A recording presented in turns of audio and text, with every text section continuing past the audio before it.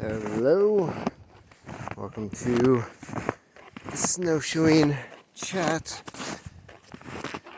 I was thinking about just doing a ASMR snowshoe walk where I just record the view and that crunching sound. But no, that stuff's pretty weird to me, and really don't know. Don't think it's a good idea to encourage those people to my channel. No offense. So, I was going to make this video earlier while taking my daughter for a sled ride, but she decided that halfway through she was going to lose her mind and jump out of the sled, walk all the way back home, and yeah, that's been she's been very bipolar the last couple days. And as a 3-year-old, I guess that's fairly common. Gets really old sometimes. So I decided to just go for a walk on my own and see the property for a bit, because it's only 34 degrees out. High wind, but this is a windy part of the state. We don't have giant windmills out here for nothing. And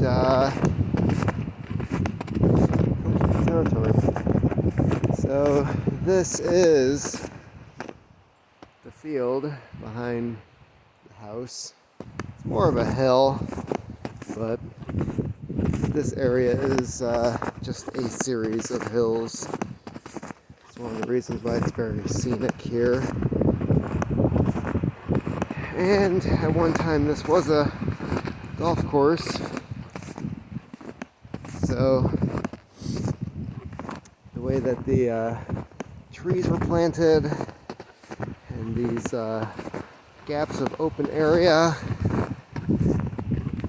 actually it's kind of fitting that we learned about this being a golf course after we bought it, because I always had the feeling that golf courses by themselves were a waste of resources, a waste of land. It's really the epitome of selfishness in this country, because a select few people go out into these fields, hit a ball around, and most of the time it's not even about the sport, it's about making deals and business agreements, and at the same time it's making sure that useless plants such as grass is grown with horrible fertilizers and pesticides, and yeah, it's a huge mismanagement of resources. Should anybody really be surprised? So to have our own golf course and be able to manage that acreage, turn it into something that is useful and productive. You're farming, right? You should be sequestering carbon. If not, well, that's just you're killing the soil. If you're killing the soil, then you're basically making your farm useless.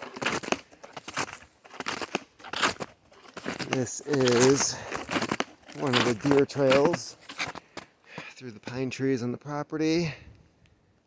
And back there is a pond on the property. We have a little creek that runs down here, and we'll cross another creek next to another small pond, but they fill up in the spring and then they dry up as the season goes on. Natural cycle of things. And I'm glad I found this trail. I came across this while deer hunting, getting an idea as to where the deer travel, and I'm probably going to clean this up a bit in the spring. Collect some composting material, make this easier to travel. When people come to visit, they can go for a walk and they'll know where to go. And probably make it easier to deer hunt too.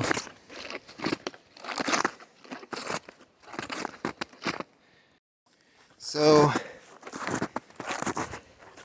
yesterday was the inauguration, and it was a strange day. I already made a video about it. And I woke up this morning. There was some news, not necessarily about that or about the new president, but just had like this weird feeling. I'm not really going by this feeling, but I had this sense or this feeling that like, it's over. And it wasn't even about Trump being president. It was just the whole debacle of the election. All these people thinking that somehow Trump was going to argue or have the results changed. And we're back at the cabin. We're going to keep walking in the woods. And, yeah, and the weirdest part was learning that Biden had signed 3 executive orders, like as soon as he got sworn in. And then when reporters went to ask him questions about what exactly these orders were, they were rushed out of the office by the Secret Service and other staff. So Biden didn't have to talk to the public. Must be nice. And yeah, now we're being sued by Canada because one of those executive orders was canceling the international agreement for the Keystone XL pipeline. Nothing says unity like screwing over your allies, your neighbors, and your trade partners. That was awesome. But hey, we have to admit here that one of the things he said when he was running for president was that oil was going to go the way of the dinosaur. And that through his administration, we were going to get the U.S. off of oil. Good luck with that. Basically, what he was saying, and what a lot of people have said, but in other words, is that we should get off of oil, we should do it now. 100%, like at this moment. Well, let's take a quick look at what that would mean. You would have no farming equipment, these massive farms that feed the population, no artificial fertilizers, which is made from the natural gas produced while pumping oil. You would not have it just goes on and on. The fuel, the gasoline, the diesel, the oil for the machines. You wouldn't have the tires. There's 7 gallons of oil per tire that is produced. They're not rubber. A lot of people don't know that. They used to be. There was a time when they were rubber. Nope, they're all synthetic, and actually the synthetic wears better and is a better product than what we had before. Pharmaceuticals, go into the hospital and see what that nurse and doctor uses that is not made from plastic or oil. So when these people say that we're going to get off of oil, we're going to stop using it, we're going to move to other and more natural things, the overall conclusion that you have to have is that they're planning on killing 90% of the population. The earth itself without oil was not designed to care for a population over 2 billion. And we're currently over 7. Ooh, I just found more chaga. This is awesome. That's pretty cool. So I've got another tree filled with this stuff. Cha-ching! So that is what I conclude from people who say that, including this Gretchen Thornburg or whatever the hell her name is. This girl that was like, I'm going to protest and not go to school until they start saving the planet. The logic of, preteens. Yeah, so I'm going to make sure I'm an idiot so I can't contribute later, so I can't make choices and policies that will help the planet. Yeah, let's follow this girl. And just like Biden, she also said that what she wanted to do was make it, let's go this way, so that all fossil fuels will stop being used. I'm assuming that also means coal, which means no electricity, which means anybody who's on a life support system, no lights inside massive buildings, no air conditioning in places where it's excessively hot, no water pumps running. Brilliant plan. It's amazing. And people they say this stuff, and it sounds good in their head, I guess. And they never fully think all this stuff through. And what's amazing is that during the time that Orange Man Bad was in office, the consumption of oil in the U.S. and carbon emissions dropped. And that was after he got out of the Paris Climate Accords, which Biden's going to sign us back up for. And I don't pretend to know as to how this stuff works. It seems like no country that has signed up for them has reached any of the goals that were stated in it. There's no repercussions for any country which doesn't follow it, that signed the stupid thing.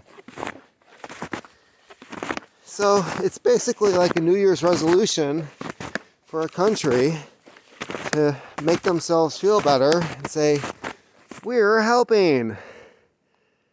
Well, in the meantime, they just keep doing the same stuff, and a lot of these countries that are signed in are increasing their fossil fuel consumptions. So, yeah, it sounds bad when Trump was like, hey, I'm getting us out of this thing. Sure, it sounds bad. But overall, did it really make a difference either way? And how is it that we drop those emissions anyways? Oh yeah, the economy, electric cars, hybrids, people driving less. And of course, once they saw what happened with emissions due to lockdowns instead of COVID, people started saying, well, shouldn't we just do lockdowns anyways? Because, save the planet. Yeah, that's brilliant. Massive amounts of depression and suicide, small businesses going under, which means, there's literally tens of thousands of small businesses closing. I just learned about another place that I enjoyed in the town I previously lived in that's closing. Small businesses account for 44% of the production and economic output of a country, and more than half of employment. So, I don't know what to tell you. It's like they're just purposely trying to wreck stuff for the sake of control, the sake of it's fun destroying things. They seem to have this weird agenda. And how is it, or why is it that Bill Gates now is the largest owner of farmland in the world? What's that dude planning? What does he see coming? Well, probably the same thing that I've been seeing, so rest assured, I am too small to be something that a person like Bill Gates would, hey, I want to buy your farm. Yeah, that's not happening. And at this point, even if he did offer, even if somebody came along and was like, I will give you X amount of dollars, and it was way above what we paid, the money itself, my first question would be, is it worth it? Because we're on this new trajectory now where 70% the amount of money created by the Federal Reserve is now 70% per year increase. So I guess the final numbers for 2020 is that 70% of all US dollars were created as of last year.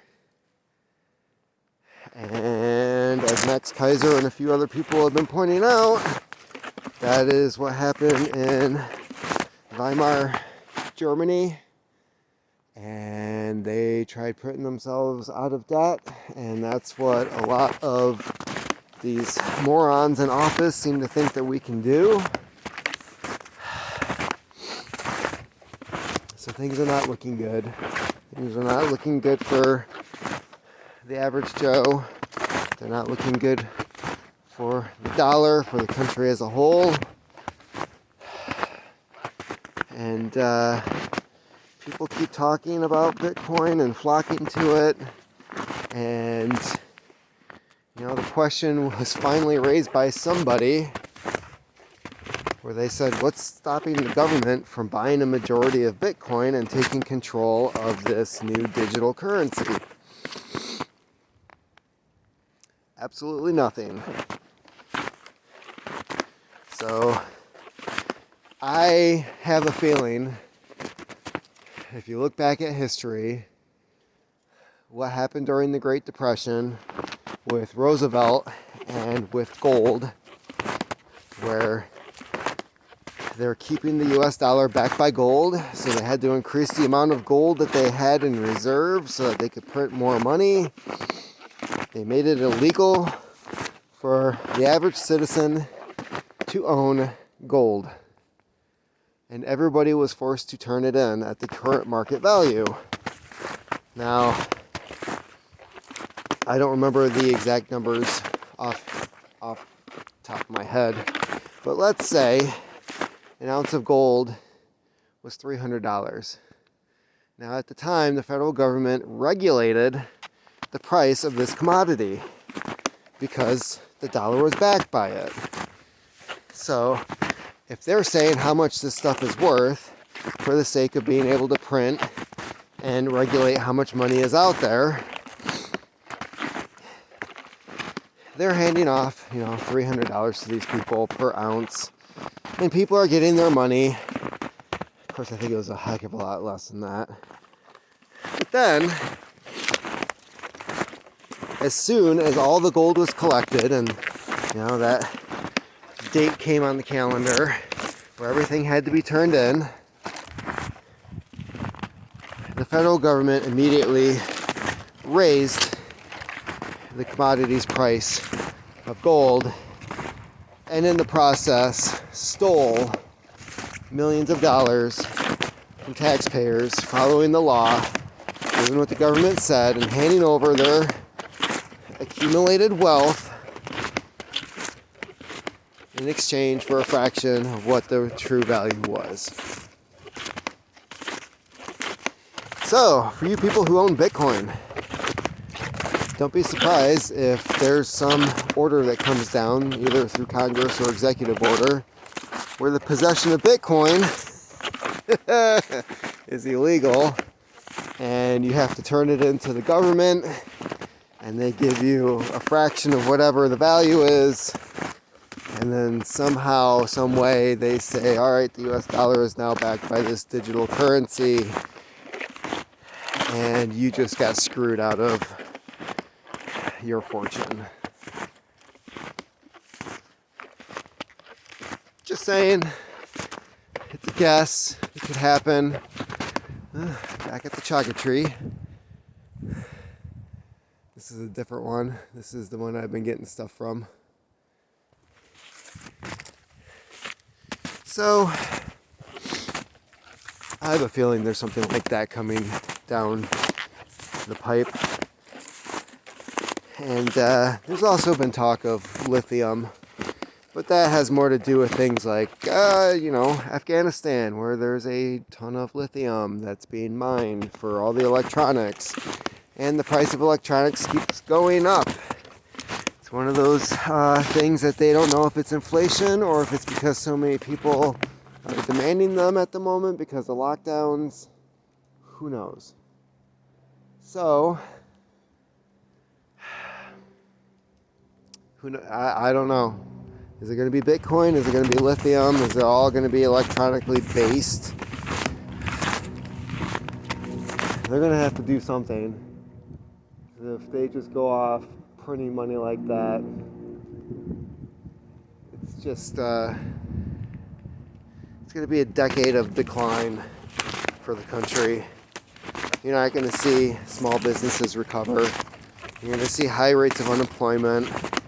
You're going to see people like, unfortunately, Andrew Yang,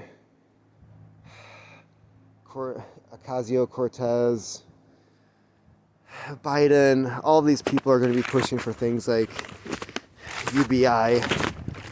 And you're just going to become a pawn of the state. And it's going to be all part of the Great Reset. That's really freaking depressing. So, I think I've chatted enough. It's still windy out. It's getting cold. Colder. I'm about to head inside. Just wanted to get out for a bit.